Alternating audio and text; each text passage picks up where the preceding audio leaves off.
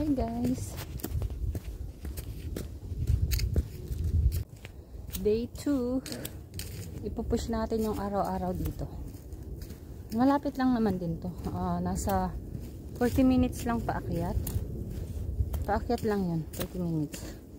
Pag pababa naman, mabilis na din naman. Dito na lang tayo mag-exercise, diba? Huwag na tayo din sa malayo.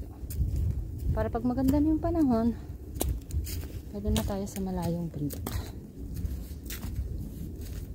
Habang ako lang mag-isa, dito lang ako guys.